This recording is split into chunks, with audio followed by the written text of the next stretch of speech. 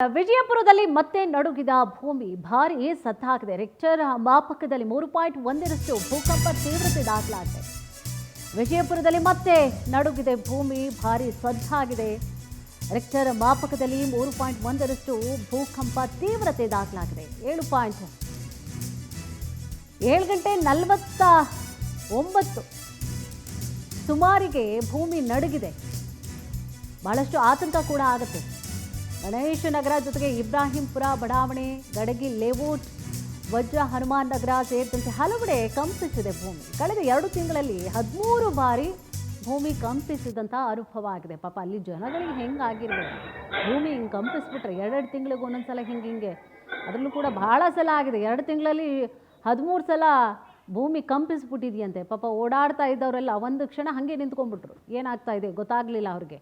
ಒಳಗಡೆ ಇದ್ದವರೆಲ್ಲ ಕಿತ್ಕೊಂಡು ಏನೇನು ಮಾಡ್ತಾಯಿದ್ರು ಎಲ್ಲ ಆಚೆಗೆ ಓಡಿ ಬಂದ್ಬಿಟ್ರು ಆ ಭೂಮಿ ಕಂಪಿಸಿದ್ರಿಂದಾಗಿ. ವಿಜಯಪುರದಲ್ಲಿ ಬಹಳಷ್ಟು ಬಾರಿ ಆಗಿದೆ ನೋಡಿ, ಭೂಮಿ ಕಂಪಿಸಿ ಹೋಗಿದೆ, ನಡುಗು ಹೋಗ್ಬಿಟ್ಟಿದ್ದಾರೆ. ಭೂಮಿಗೆ ನಡುಗೋದನ್ನು ನೋಡಿ ಜನಗಳು ಕೂಡ ನಡುಗು ಹೋಗಿದ್ದಾರೆ. ಬಹಳ ಸೌಂಡ್ ಕೂಡ ಬರುತ್ತೆ ಆ ಸಂದರ್ಭದಲ್ಲಿ. ರಿಕ್ಟರ್ ಮಾಪಕದಲ್ಲಿ 3.1ರಷ್ಟು ಭೂಕಂಪ ತೀವ್ರತೆ ಕೂಡ ಈಗಾಗಲೇ ದಾಖಲಾಗಿದೆ.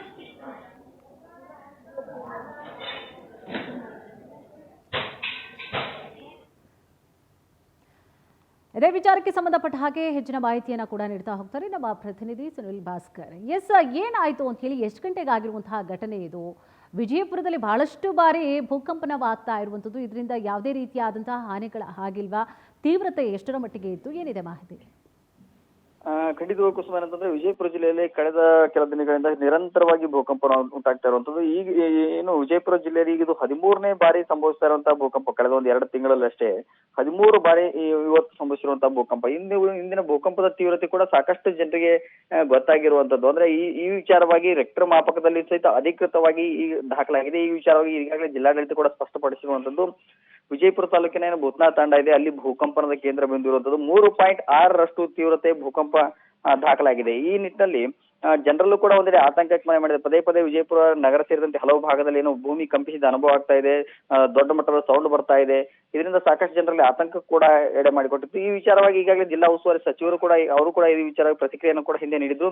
ಇದು ಅಷ್ಟೊಂದು ಏನು ಜನಹಾನಿಯ ಅಥವಾ ಪ್ರಾಣ ಹಾನಿಯಾಗುವಂತ ದೊಡ್ಡ ಮಟ್ಟದ ಭೂಕಂಪ ಏನಲ್ಲ, ಇದು ನ್ಯಾಚುರಲ್ ಪ್ರಕ್ರಿಯೆ ಈ ತರ ನಡೀತಾ ಇರುತ್ತೆ, ಜನರು ಆತಂಕ ಪಡೋದು ಬೇಡ ಎಂಬ ಮಾಹಿತಿಯನ್ನು ಕೂಡ ಜಿಲ್ಲಾ ಉಸ್ತುವಾರಿ ಸಚಿವರು ನೀಡಿದ್ದಾರೆ. ಆದ್ರೆ ಪದೇ ಪದೇ ಭೂಕಂಪನದಿಂದ ಜನರಲ್ಲಿ ಒಂದೆಡೆ ಆತಂಕ ಮನೆ ಮಾಡಿದೆ. ಈ ವಿಚಾರವಾಗಿ ಸಂಬಂಧಪಟ್ಟಂತ ಅಧಿಕಾರಿಗಳ ಸ್ಪಷ್ಟನೆಯನ್ನು ಕೂಡ ನೀಡಬೇಕಾಗಿರುವಂತದ್ದು. ಕುಸುಮಾ, ಥ್ಯಾಂಕ್ ಯು ತಮ್ಮೆಲ್ಲ ಮಾಹಿತಿಗಾಗಿ.